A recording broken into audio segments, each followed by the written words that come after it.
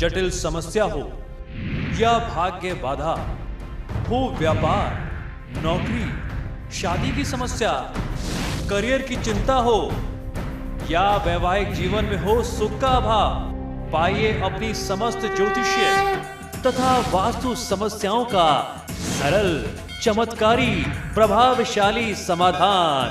एक जाना माना और विश्वसनीय नाम, आचार्य पंडित श्री वैभवनाथ शर्मा जी, काशी के 400 वर्ष पुराने प्रतिष्ठित और अंतरराष्ट्रीय ख्याति प्राप्त राज ज्योतिषी परिवार की 8वीं पीढ़ी के ज्योतिषी और वास्तु शास्त्री आचार्य पंडित श्री वैभवनाथ शर्मा जी के द्वारा व्यक्तिगत या फिर फोन पर अपॉइंटमेंट लेने के लिए कॉल करें 9818-300-146, 9990-724-131 या फिर ईमेल करें sharma.vaibhav@gmail.com पर। लेकिन आप बने रहिए हमारे साथ, क्योंकि ब्रेक के बाद आचार्य जी बताएंगे आज का महा उपाय, जिसमें जानेंगे सोमवती अमावस्या का महत्व। बने रहिए हमारे साथ।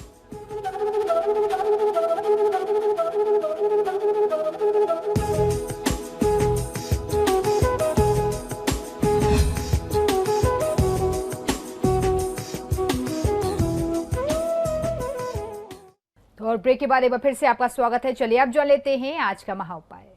जी बिल्कुल, आज का महा उपाय बहुत ही विशेष है, क्योंकि आज की तिथि बहुत विशेष है। आज हम आपको बताने वाले हैं सोमवती अमावस्या का महात्मा, और सोमवती अमावस्या पर पितृदोष निवारण और दरिद्रता निवारण के लिए बहुत अच्छे, बहुत सरल उपाय किए जा सकते हैं। सोमवती अमावस्या के बारे में हमारे धर्म में कहते हैं, हमारे धर्म शास्त्रों में ऐसा कहते हैं कि एक बार 5 पांडवों ने कौतूहलवश भगवान श्री कृष्ण से पूछा कि हे प्रभु, हमारे साथ जो कुछ भी घटना हुई, क्या ये हमारे किसी पूर्वजन्म का कृत्य है? जो भी हमें वनवास झेलना पड़ा, हमारा सारा राजपाट चला गया, इससे मुक्ति का, इस वनवास से मुक्ति का और अपने राज्य को दोबारा प्राप्त करने का हमें कोई दूसरा साधन बताइए, कोई उपाय, कोई व्रत, पूजा, कुछ ऐसा अनुष्ठान बताएं जिसे हम कर सकें। तो भगवान श्री कृष्ण ने उन्हें सोमवती अमावस्या का व्रत करने और उस तिथि पर पूजा करने का विधान बताया। अब 5 पांडव इंतजार करते रहे कि सोमवती अमावस्या आए, वह प्रतीक्षा में थे। सोमवती अमावस्या का व्रत उन्हें करना था। उस समय ऐसा संयोग बना कि सोमवती अमावस्या कहते हैं 12 साल नहीं आई। तब उस घटना से क्रुद्ध होकर के, रुष्ट होकर के, नाराज होकर के 5 पांडवों ने और कुंती माता के साथ जो है सोमवती अमावस्या को यह श्राप दे दिया कि हमने आपकी प्रतीक्षा की, 12 वर्ष तक आपने हमें इंतजार करा करके रखा, हमारे श्रापों का, हमारे पापों का विमोचन होना था आपके माध्यम से, आपने हमें इतना इंतजार कराया। अब हम आपको श्राप देते हैं, आप हर वर्ष में कम से कम 2 से 3 बार जरूर आएंगे, आपको एक वर्ष में 2 से 3 बार आना ही पड़ेगा। तब से ऐसा संयोग है, बताते हैं धर्मशास्त्रों का ऐसा मत है कि इस कारण से सोमवती अमावस्या वर्ष में 2 या 3 बार आने का संयोग बन गया है। हमारे सनातन धर्म में सोमवती अमावस्या को बहुत ही महत्वपूर्ण कालों में से एक माना गया है। सोमवती अमावस्या किसी अन्य पर्व की भांति इसकी कोई तिथि निर्धारित नहीं होती। शास्त्रों के अनुसार अमावस्या पर चंद्रमा सोमांश पृथ्वी पर अधिक मात्रा में पड़ता है, और चंद्रमा मनुष्य के मन और जल का कारक होने के कारण अमावस्या पर स्नान, ध्यान का पुण्य कारक बहुत अच्छा संयोग माना जाता है। सोमवार के दिन पड़ने वाली अमावस्या को ही सोमवती अमावस्या कहते हैं, अर्थात तो वह अमावस्या जो सोमवार के दिन पड़ती हो। सोमवती अमावस्या कलयुग के कल्याणकारी पर्वों में से एक है, लेकिन सोमवती अमावस्या को अन्य अमावस्याओं से अधिक पुण्यकारी माना जाता है। इसके पीछे शास्त्रीय और पौराणिक कारण भी हैं। सोमवार को भगवान शिव और चंद्रमा का दिन कहा गया है। सोम यानी चंद्रमा, अमावस्या और पूर्णिमा के दिन चंद्रमा का सोमांश जो है यानी अमृतांश जो है, अमृत का जो अंश होता है, वह सीधे सीधे पृथ्वी पर पड़ता है। चंद्रमा को जल और मन का कारक भी मानते हैं। साथ ही सोमांश को प्राप्त करने का साधन जल ही है। इसीलिए गंगा के किनारे बैठना, गंगा में स्नान करना, गंगा के निकट बैठ करके साधना करना या वहां पर बैठ करके तर्पण, हवन, दान इत्यादि करना पुण्यकारक कहा गया है।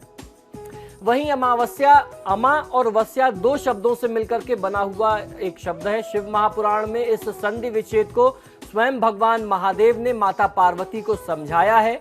अमा का अर्थ है एकत्र करना और वस्या अर्थात वास करना को कहा जाता है, यानी जिसमें सब एक साथ वास करते हो या निवास करते हो।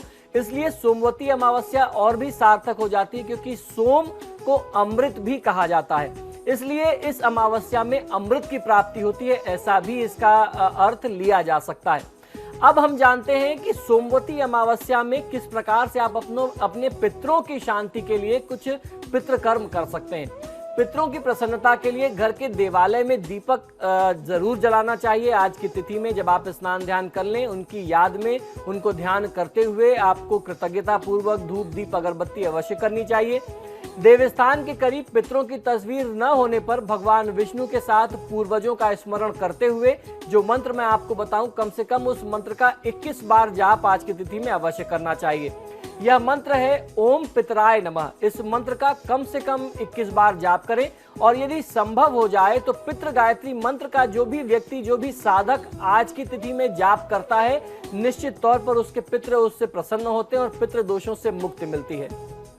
श्री पितृ गायत्री मंत्र सिर्फ पितृदोष ही दूर करने के लिए नहीं, बल्कि किसी व्यक्ति के जीवन के दुख, दारिद्र्य, कष्ट, रोग, शोक, असफलता, भूत प्रेत और तंत्र मंत्र की बाधा, संतान बाधा इत्यादि को दूर करने के लिए बहुत चमत्कारी, बेहद कारगर और प्रभावशाली, उसके साथ साथ अचूक माना गया है।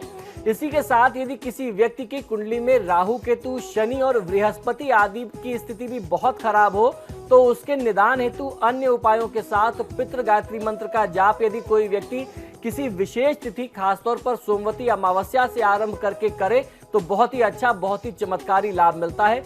इस मंत्र का जाप शुक्ल पक्ष की एकादशी, त्रयोदशी, चतुर्दशी, पूर्णिमा या फिर कृष्ण पक्ष की अमावस्या, सोमवती अमावस्या से आरंभ करके आपको करना चाहिए। और अगर ये तिथियां आपको ना मिल रही हो तो कृतिका या रोहिणी नक्षत्र से भी आप इसे आरंभ कर सकते हैं। जाप से पूर्व किसी योग्य ब्राह्मण अथवा आचार्य को बुला करके जाप हेतु आपको विधिवत संकल्प करा लेना चाहिए। फिर ब्राह्मण देवता को अन्न, वस्त्र, धन और दक्षिणा आदि दे करके आप उनको विदा करें। तदुपरांत अपने आप जाप आरंभ कर लें। नित्य प्रति 11 माला कम से कम इसका जाप करने का विधान हमारे धर्मशास्त्रों में बताते हैं। जिस भी तिथि से आप आरंभ करते हो, उस दिन से आरंभ करके 11 माला 45 दिन तक जाप करने का विधान है। अगर आप मान लीजिए 11 माला जाप नहीं कर पा रहे, तो अपने सामर्थ्य अनुसार 1 माला, 3 माला, 5 माला, जितना भी कर सके करना चाहिए। और फिर उस स्थिति में आपको साधना का काल जो है 45 दिन से और आगे बढ़ाना पड़ेगा। जाप करने के लिए जाप हेतु सफेद अथवा पीले वस्त्र धारण करने चाहिए और सफेद अथवा पीले आसन का ही प्रयोग करें। जाप रुद्राक्ष की माला पर करें तो बहुत अच्छा लाभ मिलता है, और यह क्रम कम से कम 45 दिन, 90 दिन अगर आप करते हैं तो आपको फायदा मिलता है।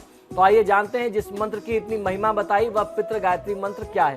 ओम पितृगणाय विद्महे जगत धारणे धीमहि तन्नो पितरो प्रचोदयात्। मंत्र पुनः एक बार सुन लीजिए, ये बहुत ही चमत्कारी है। ओम पितृगणाय विद्महे जगत धारणे धीमहि तन्नो पितरो प्रचोदयात्। इस मंत्र का जाप आपको जरूर करना चाहिए। तो ये तो बात रही सोमवती अमावस्या पर पितृदोष निवारण की। मैंने आपको पितृ गायत्री मंत्र बताया।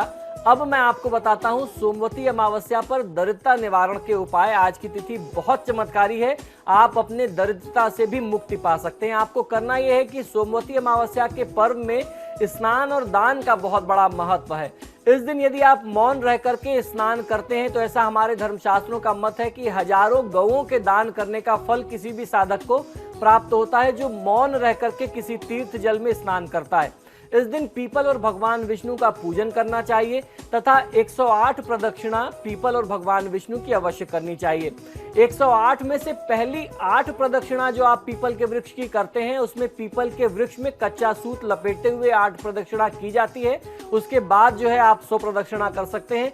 प्रदक्षिणा करते समय 108 फलों को आप अलग रखिए। बाद में जब आपका अनुष्ठान पूरा हो जाए, प्रदक्षिणा और पूजन पूरा हो जाए, उसके बाद भगवान का भजन करने वाले ब्राह्मणों को, ब्राह्मणियों को या फिर दरिद्र नारायण के बीच में उन फलों का वितरण कर देना चाहिए। ऐसा करने से संतान भी चिरंजीवी होती है और आपके जो दुख दारिद्र्य की स्थिति है वह भी दूर हो जाती है, लक्ष्मी प्राप्ति होती है।